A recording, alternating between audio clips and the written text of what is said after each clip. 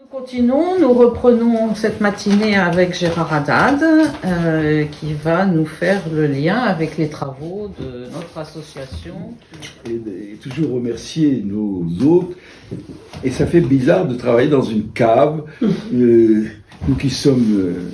souvent on a comparé la psychanalyse à la psychologie des profondeurs, de la cave.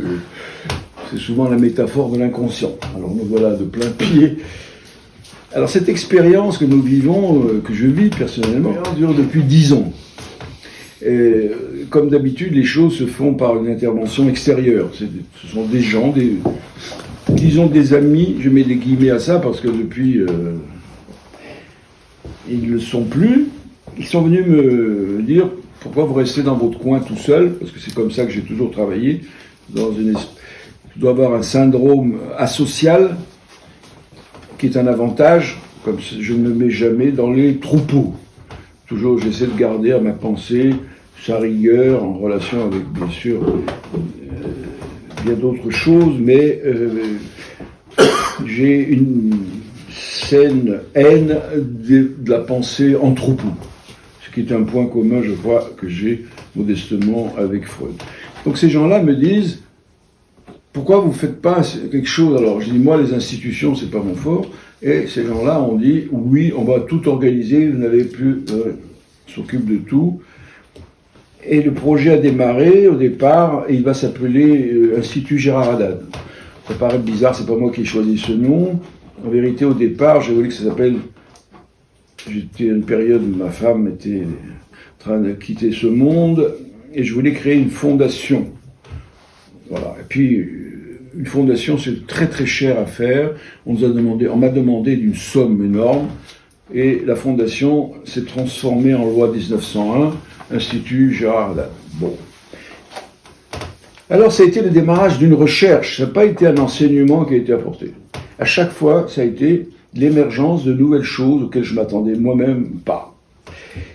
C'est très important de savoir ça. On joue la carte de l'inconscient. Il y a dans notre inconscient chacun un savoir considérable dont nous n'exploitons qu'une toute petite fraction. Alors le point de départ a été une réflexion sur le religieux. Pourquoi le religieux? Parce que un de mes travaux antérieurs, qui a eu un écho, et qui était une critique assez radicale, avec d'ailleurs l'appui de Lacan, qui était encore de ce monde, de la doctrine de Freud, faisant de l'origine de l'humanité, des groupes humains, le parricide, un parricide. Et j'ai montré dans ce travail, qui a été mon diplôme de psychiatre, qui va devenir un ouvrage qui s'appelle « Manger le livre », que les groupes humains existent que parce qu'elles ont un texte fondateur. Et quand je dis un texte, ça peut être toute une bibliothèque fondatrice, la Bible pour les juifs, les évangiles, etc., le Coran pour les musulmans, les textes de Freud pour les psychanalystes, la Constitution, etc. Il faut toujours un texte fondateur. Et nous sommes partis là, sur cette chose. C'est une période historique importante pour la France où il y a eu des attentats terroristes, Bataclan, puis avant ça il y avait eu l'affaire du Charlie Hebdo, le massacre des journalistes de Charlie Hebdo. Moi-même j'étais à l'époque, je vivais partiellement en Tunisie, et tout ça a amené à la production d'un livre qui me paraît assez intéressant, qui s'appelle Sur le fanatisme. Le fanatisme est la plus grande maladie collective. Le fanatisme est l'origine de toutes les catastrophes de l'humanité. Tout le XXe siècle a été démoli, d'ailleurs le XXIe est bien parti par le fanatisme, soit le fanatisme pas religieux, parce qu'on met toujours le fanatisme sur le versant religieux, mais c'est un fanatisme politique, fanatisme raciste, fanatisme idéologique, avec le stalinisme, etc. Et donc cette réflexion sur des attentats terroristes, sur le fanatisme, etc., a fait émerger progressivement, d'abord le côté du religieux que je mets souvent dans la psychanalyse traditionnelle, c'est la question du père. Eh ben, je m'aperçois que non, la religion c'est pas une affaire de père, c'est une affaire de frère. la religion sert à ce que les frères ne s'entretuent pas. Et ça, je rejoins là-dessus la pensée de René Girard et de son livre « La violence et le sacré », qui est un livre très important à mes yeux. Donc cette étude du fait religieux, progressivement, du fanatisme, le terrorisme aussi a été important, parce que curieusement, les terroristes étaient toujours, le terrorisme islamique, étaient des frères. Les frères Kouachi, les frères Abdeslam, les frères enfin toujours des frères. L'attentat qui a eu à Ceylan, horrible, à la Pâque chrétienne, entraîné, je crois, 400 morts, tout ça a été fait par les attentats du 11 septembre ont été faits par des cousins très proches des frères. Donc petit à petit, c'est ça l'intérêt de notre affaire, c'est que les choses émergeaient petit à petit. C'est pas je venais pas dans ce séminaire que j'ai tenu au fond pour enseigner. En fin de compte, c'est la présence de mes collègues, des présents, qui stimulait quelque chose et qui faisait que les choses émergeaient et que je les recueillais. J'étais en position, en quelque sorte, de recueil de choses que j'observais à travers des lectures, etc., sur le fait religieux comme un phénomène de fraternité. Et c'est ainsi que, petit à petit, s'est imposée à moi cette notion que, à l'origine, que Freud mettait du côté du meurtre du père, du parricide, cet totem et tabou, dont Lacan, à l'époque, comme j'ai eu la chance quand même de le côtoyer pas mal pendant 11 ans, c'était mon analyse, mais on se rencontrait tous les jours, donc ça a été une expérience très très importante, et justement, Lacan avait les plus grandes réserves sur à la fois Totem et Tabou, et sur Moïse et le monothéisme, qui sont quand même un peu la suite de Totem et Tabou, développement que Freud a apporté. Et la mise en question de Totem et Tabou et du Moïse de Freud devrait entraîner une sorte de séisme dans la psychanalyse, dont les psychanalystes ne se rendent pas compte, mais d'ailleurs sont en train, hélas, tous ces groupes analytiques, on le voit, sont mourants, parce qu'ils reposent sur une notion fausse. Et de notre côté, ces réflexions m'ont fait lire énormément. Parmi les lectures, il y a celle de Adler. Adler, qui était exclu de la psychanalyse, alors qu'il avait été pendant longtemps un ami très proche de Freud. On lui doit l'invention du complexe d'infériorité. Et que Freud et les Freudiens méprisent, qu'en fait, bon. En fait, Adler disait à Freud, Adler était probablement un vrai athée. Parce qu'il y a des vrais athées et des faux athées. La plupart d'entre nous sommes des faux athées. Ceux qui se disent athées sont souvent. Et Lacan l'avait dit, venez dans mon cabinet, je vais vous montrer que vous n'êtes pas un athée. Par contre, lui, il se déclarait athée. Bon, admettons. Freud était un faux athée. Il était tout le temps emmerdé par la question religieuse. Quand on est athée, on s'en fout. Hein, on n'a pas besoin tout le temps de dire Dieu n'existe pas, gna gna gna gna. Et Adler, comme il était athée, il trouvait que la Bible était un livre admirable. La Bible est d'autant plus admirable que vous n'y croyez pas. La Bible, c'est le dépôt d'une sagesse millénaire qui est venue grâce à des auteurs très talentueux, certainement. On filtrait la chose et on en fait ce texte magnifique qui s'appelle la Bible. Et en particulier, le livre de la Genèse. Il faut savoir que Lacan avait pour la Bible un énorme intérêt, un énorme, presque je dirais, son livre de chevet. Et c'est pour ça qu'un jour j'ai fait ce livre qui s'appelle « Nous avons fait ce livre », puisque le « nous » implique ma pauvre femme qui a fait l'essentiel du travail, et qui s'appelle « Le péché originel de la psychanalyse », où elle a recueilli tous les textes de Lacan sur la Bible et sur tout ce qui concerne. Dans la Bible, si vous voulez, c'est un livre, la Genèse, etc. Il faut se mettre dans une position laïque, prendre la Bible non pas comme un texte religieux, mais comme un texte ethnologique, comme un document c'est un livre exceptionnel, comme des livres exceptionnels, il y en a quand même quelques-uns, mais particulièrement celui-là. Et donc, dans le chapitre 4, voilà que la Bible nous dit la chose toute simple. Mais non, monsieur Freud, vous avez tort.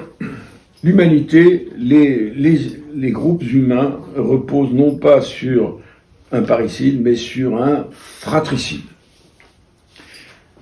Et si bien que il y a eu la promotion de ce concept du complexe de Caïn. Complexe de Caïn qui, d'une certaine façon, englobe le complexe d'Oedipe. Le complexe d'Oedipe serait en quelque sorte une branche du complexe de Caïn, mais une branche très particulière qui va avoir des effets en retour sur l'Oedipe, puisque de cette branche-là va naître la notion de loi. Alors, ce nom complexe de Caïn n'est pas une trouvaille à moi, un autre psychanalyste qui a connu Freud, ils se sont disputés tous les deux, qui s'appelait Zondi. Zondi a écrit un texte qui s'appelle Le complexe de Caïn. Mais bon, c'est un texte unique d'une 30aine de pages, puis c'est tout, et puis que j'ai lu bien sûr, et qui ne me paraît pas intéressant, mais sans plus. Donc voilà, a émergé cette notion de haine du frère dont parle la Bible, et toute la Bible est construite là-dessus. C'est pas juste une petite page Genèse 4, mais toute la Bible, au fond, c'est cet appel transcendant d'arriver à dominer cette pulsion meurtrière à l'égard de notre frère ou de notre sœur. Ce qui est marrant, c'est que Freud savait ça. Il savait pourquoi ? Parce que nous avons des textes de lui qui le disent. Mais pourquoi l'a-t-il mis de côté en position seconde ? C'est un mystère. Il avait lui-même eu un frère dont il a souhaité la mort et qui est mort. Et nous savons ça par des lettres qu'il a écrites à Fliss. Dans l'origine de la psychanalyse, il y a un texte où il dit « J'ai un frère, il s'appelait Julius, dès qu'il est né, j'ai voulu sa mort, et quelques mois après, il est mort. J'en ai éprouvé beaucoup de culpabilité. Mais, cher maître, culpabilité, pourquoi vous ne nous faites pas quelque chose d'un peu plus développé que la culpabilité ? Faites-nous, pour votre père, vous avez flanqué 15 volumes, et pour ce sentiment pour votre petit frère, vous n'avez pas. » À tel point que lorsqu'il écrit un autre livre qui s'appelle « Psychopathologie de la vie quotidienne », à un moment donné, il a un oubli de nom propre. Et il ne se souvient pas d'un auteur qui s'appelait Julius, comme le frère. Donc on voit chez Freud, il y a des symptômes fréquents de ce refoulement de son complexe de Caïn. Il y a un autre exemple extraordinaire, il a écrit tout un livre là-dessus, sur Goethe. Goethe qui a écrit sa biographie, qui s'appelle Poésie et vérité, dans lequel le père Goethe, il raconte lorsqu'il avait 3 ans, et il y a une scène particulière où il ouvre la fenêtre de la cuisine et balance les ustensiles et les assiettes par la fenêtre. Et ses petits copains dans la rue applaudissent encore. Ça énerve Freud. Mais quand Freud s'énerve, c'est toujours intéressant. Ça l'énerve parce qu'il dit, c'est quoi un grand... Parce que Goethe, pour lui, c'était presque Dieu, hein. Et d'ailleurs, il y a eu le prix Goethe. Comment se fait-il qu'un homme de cette envergure se donne le mal dans sa biographie, dans son autobiographie, dans les premières pages, de mettre cet incident insignifiant ? Et il dit, il doit y avoir une profondeur là-dedans. Alors, admettons que ce soit des psychanalystes d'aujourd'hui qui lisent ce texte de Goethe, ils vont dire, c'est quoi ? Il a 3 ou 4 ans, et il jette des trucs par la fenêtre. Ils vont dire, c'est son Oedipe. Il tue son père. Mais Freud n'est pas un psychanalyste d'aujourd'hui. Il dit non. Il tue ses frères et sœurs, qui sont d'ailleurs tous morts, sauf la sœur qui a survécu. Et Freud en fait un bouquin, Poésie et vérité, etc. Et puis il y a la fameuse lettre qu'il écrit à Thomas Mann en 1936, alors qu'il était déjà bien mal en point, à propos de Napoléon, dont on a parlé tout à l'heure, en disant que la grande histoire de Napoléon était la haine qu'il a eue pour son frère Joseph. Je vous passe tout ça, vous connaissez ça. Et haine qui va se transformer en un amour incomparable. Et il va avoir cette thèse invraisemblable disant Est-ce qu'il a sublimé sa haine? La sublimation n'est pas le refoulement. Je vous rappelle, éventuellement, dans la sublimation, la pulsion, elle est satisfaite. On n'a plus besoin de la satisfaire. Est-ce que il a sublimé sa haine de son frère? Et Freud, toujours avec le génie que nous lui connaissons, dit non. Il a juste déplacé. Elle va être le moteur de toutes les guerres napoléoniennes. Et que s'il avait tué son frère, quand il était enfant, en le poussant dans l'escalier, par exemple, un escalier un peu dans ce type-là, il aurait épargné à l'Europe des centaines de milliers de morts. Freud, dans cette petite lettre, petite par la longueur, est en train de nous dire que toutes les guerres qui déchiment les trucs sont des guerres fraternelles. C'est une thèse d'une portée extraordinaire pour moi, et pour vous aussi, j'espère, quand on pense à tous ces massacres qui se produisent sous nos yeux, des massacres extrêmement douloureux, parce que ça nous touche directement.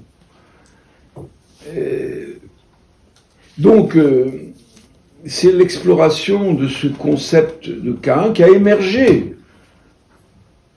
C'est ça qui est intéressant. Les séminaires que j'ai tenus dans cette association, je ne faisais pas la leçon aux autres, j'apprenais. Je disais au fur et à mesure que j'apprenais les choses, je les transmettais.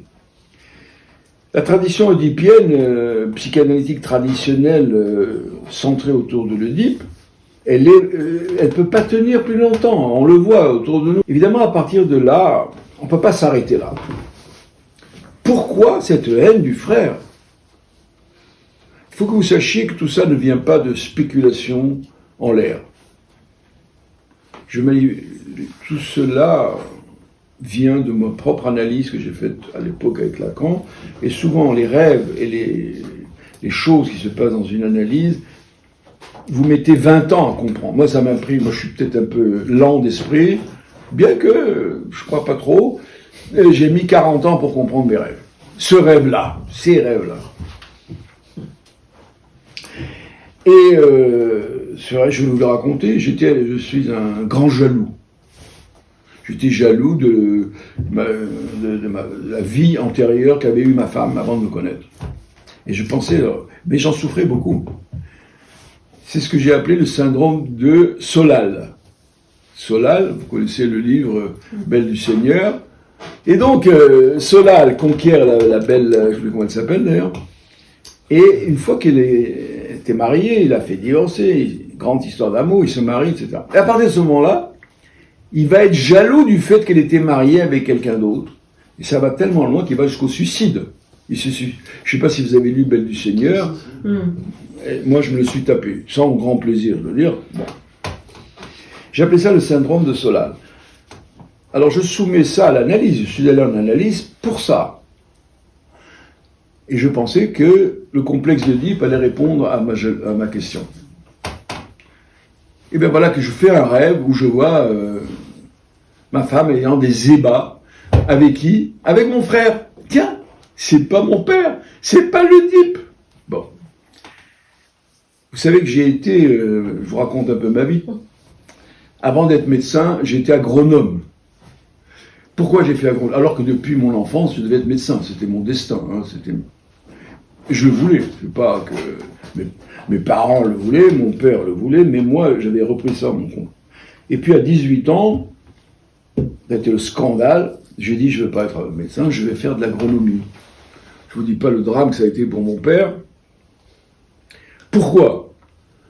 Parce que j'ai été confronté, dans une histoire personnelle, à la maladie mentale d'une personne que j'ai connue, un flirt d'adolescent. Mais j'étais dans l'hôpital psychiatrique où elle était, et quand j'ai assisté à ces scènes, à ce qui se passait dans cet hôpital psychiatrique allemand, à Munich, ça a été pour moi un choc terrible. Et ça m'a provoqué une sorte de dépression. Et je me suis dit, j'ai pas la force d'affronter cette maladie. Je n'ai pas la force de supporter ça. Je ne comprenais pas très bien c'est quoi la force de croire. En fait, nous les psychiatres, on sait que nous avons en nous-mêmes une terreur de la folie. Tout à l'heure on en a parlé, Et je pense que chez tout être humain, c'est quoi la vie psychique? C'est la lutte, c'est Lacan qui dit ça quelque part, c'est la lutte quotidienne que l'on mène contre sa folie. Parce qu'on marche le long d'un précipice. Mais on le voit que les meilleures personnes, enfin les meilleures, les dirigeants qui dirigent le monde aujourd'hui, eux, non seulement sont au bord du précipice, mais ils sont tombés déjà dedans. J'ai compris, et ça c'est un exemple, j'ai compris que ce qui m'avait fait fuir la psychiatrie, et la médecine de manière générale, parce que la médecine quand même ça compte, le rapport au corps, aux morts, aux cadavres, c'était la terreur de la folie. Je ne pouvais pas supporter, l'idée. Mais c'est quoi la terreur de la folie? Et c'est là que je fais un second rêve. Cette analyse avec Lacan, ça a quand même été quelque chose.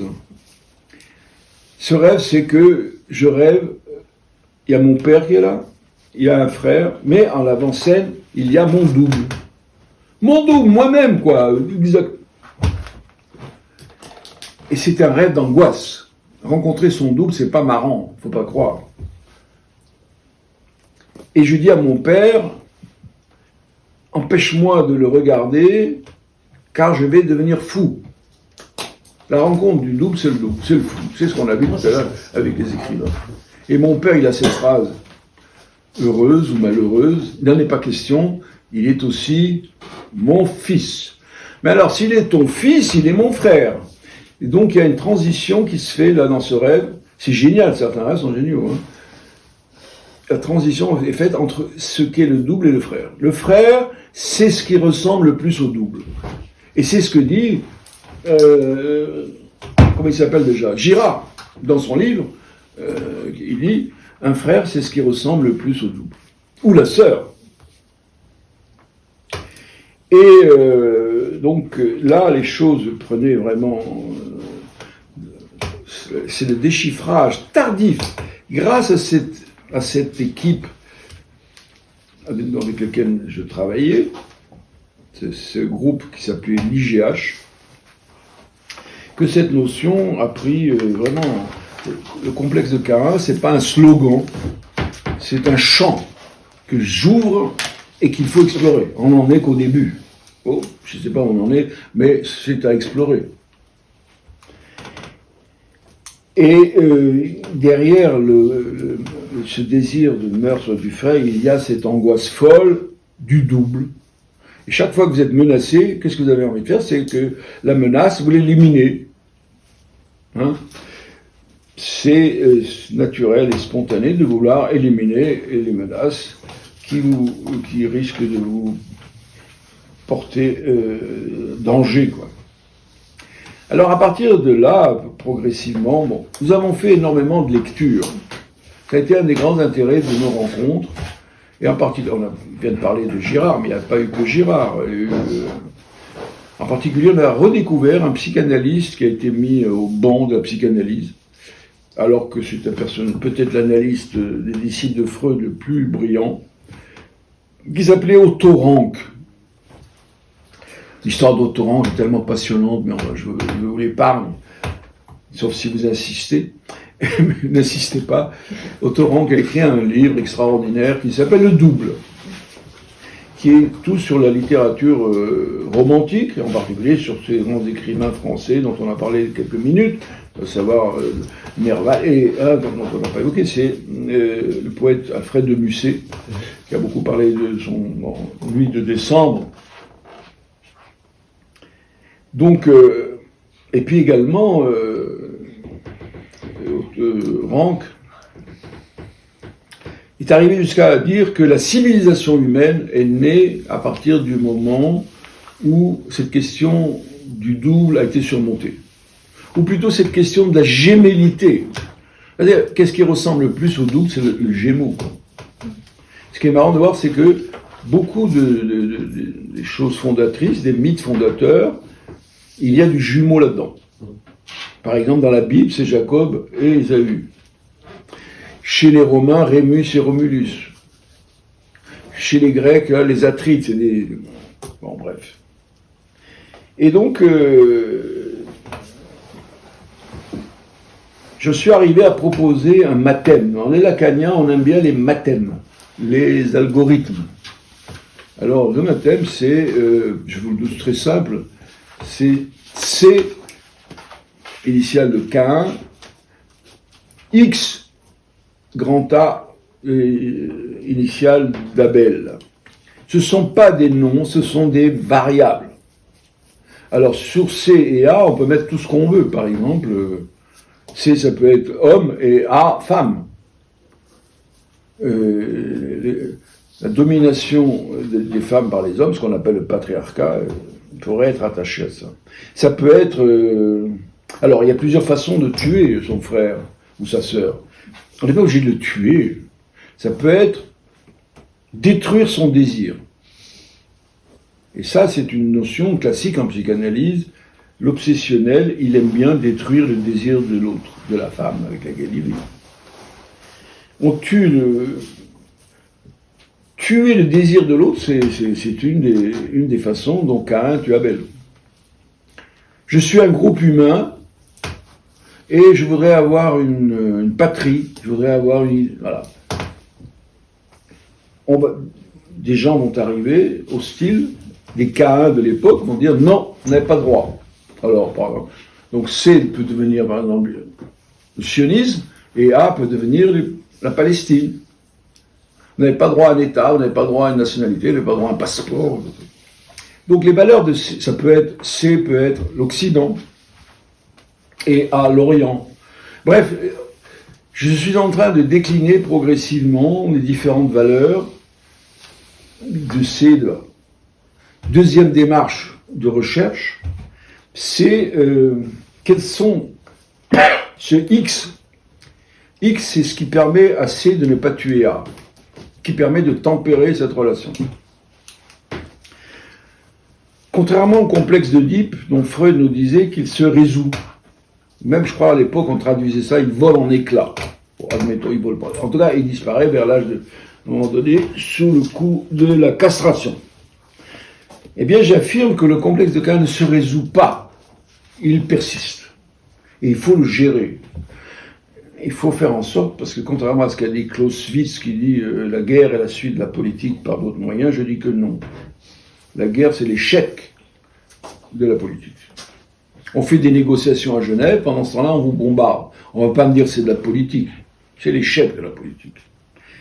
Et donc, où est-ce que ce complexe de Caïn, cette rivalité meurtrière, se traite, se gère? C'est la scène politique. La scène politique, c'est la scène où...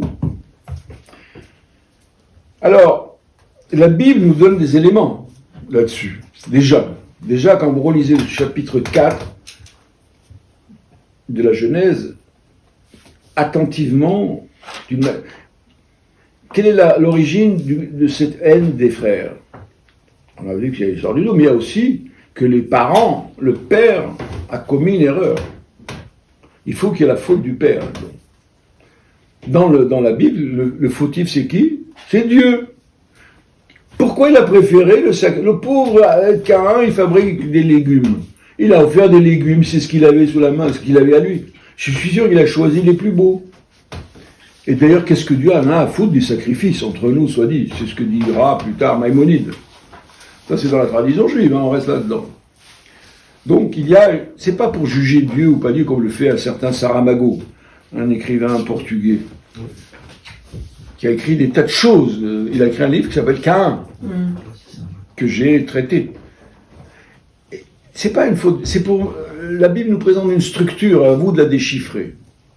Il y a toujours on l'a vu tout à l'heure, à l'Est d'Éden, le père des deux enfants, là, a commis une faute. Bon, bref. Faute du père, ça entraîne une humiliation. L'humiliation suscite dépression. La dépression peut s'inverser en violence. Ce qui est marrant, c'est que tout ça est dans le chapitre 4. Il y a, si vous lisez ça attentivement, il y a marqué le visage de Caïn tombé, et Dieu lui dit, pourquoi tu as le visage comme ça? Tu es triste, hein? Eh bien, il faut que tu te redresses. Ah bon? Tu me fous un sale coup et après il faut que je me redresse, c'est marrant. Bon. Et après le crime qu'il a commis, il va dans ce pays de Nod. Nod, en hébreu, ça veut dire errer. Après le fratricide, on est condamné à l'errance. Et c'est ce que nous faisons, comme dirait Lacan, les non-dupes errent. Bref. Et on trouve, devant le désastre, le crime de Caïn, que nous portons tous en nous. C'est le grand projet chrétien de nous guérir de notre culpabilité caïnique. Bon, moi je trouve que c'est un échec, mais bon, on fait ce qu'on peut. et la Bible nous présente des techniques pour tempérer cette culpabilité infinie de Caïn. Alors, premièrement, qu'est-ce que fait Caïn ? Il est seul avec personne. Hein. Il a tué son frère, qu'est-ce qui reste ? Il a ses parents. Bon. Il construit une ville. Une ville, pour lui tout seul. Bref, il construit une ville. Polis, en grec, c'est-à-dire la politique. On retrouve notre politique. Il a des enfants, il y en a un qui s'appelle Yuval, qui construit, lui, qui invente la musique. On voit l'importance de l'art, de la musique, pour nous consoler de... Il y a un autre qui s'appelle Tubal-Caïn, qui invente la technique. Il invente la forge. Donc si vous ajoutez forge, technique, art, ville, vous avez quoi ? Vous avez la civilisation humaine. À l'origine de l'humanité, vous avez le fratricide et ses institutions. Alors, donc, la scène politique, une fois qu'on a dit ça, on n'a pas dit grand-chose. La scène politique, c'est aussi de la scène, l'endroit où nous créons différentes institutions. La première d'entre elles, c'est la loi. Et notre ami Siem a présenté ça dans une récente réunion. La notion de loi, la notion est entre les peuples, puisque aujourd'hui c'est la guerre entre les peuples. La loi internationale qu'on a aujourd'hui, et c'est ce qui annonce les pires journées pour l'humanité, la loi internationale n'a plus aucune valeur. Dès que vous êtes fort et puissant, vous en foutez de la loi internationale. Nous avons la loi internationale. Nous avons la loi tout court. Nous avons les arts. La musique est un facteur de paix sociale. Je me suis amusé, dans un dialogue avec Marc, à évoquer l'idée que peut-être, dans cette guerre épouvantable qui a déchiré l'Europe, qu'on appelle la guerre de 30 ans, entre protestants et catholiques, un des éléments qui permet après coup de pacifier un peu les choses a été l'irruption de ce personnage exceptionnel qui s'appelle Bach. Bach qui est à la fois protestant, mais dont les œuvres sont jouées autant dans les églises que dans le... il y a un Palestinien qui s'appelle Edouard Saïd et un Israélien qui s'appelle Barenboim. Ils ont l'idée, sans grand truc, de créer un orchestre israélo-palestinien qui s'appelle le Diwan. Donc, on voit comment ce n'est pas marginal, c'est la notion. L'art n'est pas marginal. Je crois avoir entendu un jour Lacan, mais je ne sais pas où il a dit ça, mais j'étais présent dans la salle, que l'art est un des noms du Père. C'est-à-dire, ce nom du Père, c'est la fonction qui permet d'éviter... Donc voilà, nous sommes en train de recenser des institutions qui permettent de faire que la mise en confrontation de Caïn et Abel comme des variables, comme des valeurs mathématiques, ne se transforme pas en guerre. Malheureusement, nous assistons, et aujourd'hui en particulier, à l'échec de cette fonction X. Est-ce qu'on va s'en relever ? Je ne sais pas, l'avenir nous le dira. C'est pas... l'avenir est assez sombre. Alors, mettre à jour cette machine infernale qui s'appelle le complexe de Caïn, qui domine toute l'histoire humaine pour moi.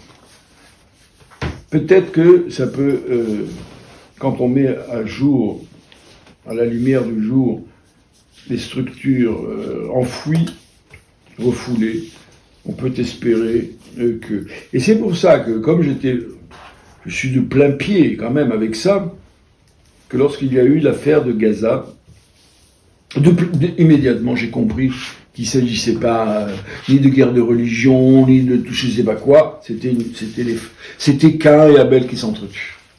Et tout de suite j'ai pris position. L'efficacité de ce concept, me semble-t-il, intégré dans ces références. Merci. Il y a Marc qui veut nous répondre. Amener un élément de complexité, enfin que le livre du docteur Lemoine nous propose. Donc en lisant le livre de Steinbeck, la SDN, il propose une interprétation de Caïn et Abel. Pour lui, finalement, ça serait la même personne avec l'idée d'une maturation, d'une maturité. Alors il rappelle quand même, ce qui est quand même intéressant, qu'en fait, Caïn n'est pas maudit. Alors il est maudit parce qu'il est condamné à l'errance, etc. Mais en même temps, il est protégé par Dieu. Il est protégé, et il va fonder la ville, etc. Ce qui est quand même assez paradoxal, quoi. Il n'est pas, voilà. Alors, je vous dis, c'est un tout petit peu long, mais c'est quand même vraiment intéressant. Mon interprétation est simple. Si Caïn n'a pas été puni, c'est qu'il n'a pas commis de crime. Abel est un gentil petit môme, un gardien de chèvre, comme sans doute beaucoup de minots méditerranéens d'époque. Et on peut comprendre que leur père est voué tant de tendresse à son petit dernier, père avec un grand P. Notons au passage que le père biologique, Adam, n'intervient à aucun moment. Il n'est même pas dans le chapitre. Il n'est pas cité. Donc, il est le grand absent. Caïn, pour sa part, fait son travail d'agriculteur, mais il n'a encore que blé en herbe. Un peu énervé, Yahvé rejette son offrande et le sermonne. Caïn, mon grand, il est temps de grandir, de mûrir, de devenir un adulte, et pour cela, tu dois tuer le petit garçon rêveur qui subsiste en toi. Tu dois quitter la maison, trouver une terre qui te convienne, te marier, faire des enfants. Autrement dit, selon moi, Caïn et Abel ne seraient qu'une seule et même personne qu'on pourrait éventuellement, comme a fait Steinbeck, appeler Cabel, c'est pas loin de Caleb. Oui, Caleb il l'a appelé. Voilà, alors il redit, voilà, le mot Caïn provient de l'hébreu Caïn qui signifie le javelot. Mais aussi par métonymie le forgeron ou l'artisan, un de ceux qui fabriquent des instruments comme des lances, alors qu'Abel dérive également de l'hébreu Habel, qui signifie le souffle. La juxtaposition des deux mots, Caïn et Abel, forme un tout. C'est le souffle du forgeron, sachant que le souffle, c'est la vie dans la plupart des cultures. Quand on meurt, on rend son dernier souffle, et Abel a rendu son dernier soupir d'enfant pour devenir un homme, voilà. Et en fait, si je résume rapidement, là, au final, Caïn et Abel constitueraient en réalité les deux stades successifs du même personnage, et cette histoire ne ferait que raconter comment on passe de l'enfance à la condition adulte. Là, c'est une autre interprétation. Alors, oui, à propos de double... Presque ludique. Oui. D'abord, la responsabilité on appelait ça complexe de Caïn, on avait vu ça le complexe de Joseph. Parce que Joseph, ses frères veulent le tuer. Officiel, c'est marqué, ils veulent le tuer. Il avait une responsabilité là-dedans. Pourquoi ? Il était coupable, Joseph, après tout. Il n'arrêtait pas d'emmerder ses frères. Regardez, c'est moi le plus beau, et Dieu m'a nommé, et vous allez tous vous agenouiller devant moi. Il a tout fait pour les énerver, quoi. Ok. Et alors, à propos du double, en fin de compte, dans la Bible, il y a un autre personnage qui est resté un peu de côté, qui est, après le meurtre d'Abel, Abel veut dire aussi fou. C'est la traduction que j'ai faite récemment de Evel, Avalim, Akol Havel, tout est folie. Ça vient Le souffle et la folie. En hébreu, ça donne en langue sémitique Maboul. Il est le fou. Bref, il y a un autre personnage qui s'appelle Seth. Donc, Madame Adam et Ève font un autre enfant qui s'appelle Seth. Et là, le travail qu'on a fait sur un... Il faut que je vous signale que c'est toujours en relation avec la Tunisie, tout ça, curieusement. C'est un Tunisien qui m'a dit « Tu devrais lire Philon d'Alexandrie ».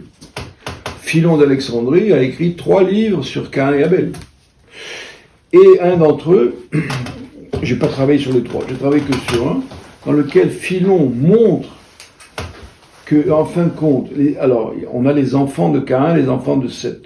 Curieusement, ils ont le même nom. On en arrive à la conclusion qu'au fond, Caïn et Seth, c'est un double. que 7 serait le double de 15. De toute façon, une génération plus tard, tout ça, comme on dit en termes informatiques, on va faire un reset avec le déluge et tous ces gens-là vont disparaître. Merci pour cette matinée. Merci. Dans cette cave.